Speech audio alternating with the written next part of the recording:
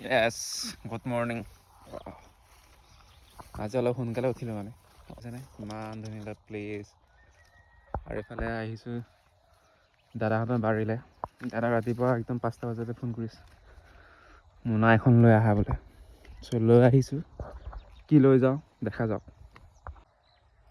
আচলতে ইয়াত আলু খেতি কৰা হৈছে, মাজে মাজে সৰিয়হ আছে।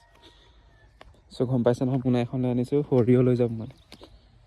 আমাৰ এইফালে আমাৰ ব্ৰ আছে, দেখিছেনে কিমান হেভি, কিমান গা গছ কিমান ডাঙৰ কেচেতকে। ৱাও, একদম ব্ৰইলাৰ মাংসৰ লগত ভাজি খাবলৈ ধুনীয়া হ'ব।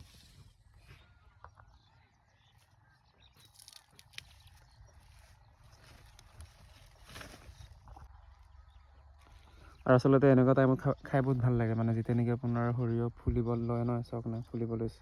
আচলতে সৰিয়হটো ডাঙৰ হোৱা এটা ৰিজন আছে, কাৰণ যোৱা বছৰ মানে ইয়াৰ আগত আপোনাৰ কৰিমৰা সাৰ যে এই আপোনাৰ গছ সেইকেইটা আচলতে যোৱা বছৰ মানে খেতি কৰা মানে কৰিমৰা সাৰ দেখিছেনে, সেই মৰাবোৰ বাৰু সেইকাৰণে পূৰা মানে সাৰ আছে মাটিত। সেইকাৰণে ৰিজনটো সেইটোৱে মানে, বহুত ডাঙৰ ডাঙৰ হোৱা ৰিজনটো সেইটো মানে, কাৰণ এইটো নেচাৰ সাৰ হয় ন। কাৰণ কৰিমৰা গছ মানে খেতি কৰা হৈছিলে যোৱা বছৰ। চাওক কিমান ডাঙৰ ডাঙৰ।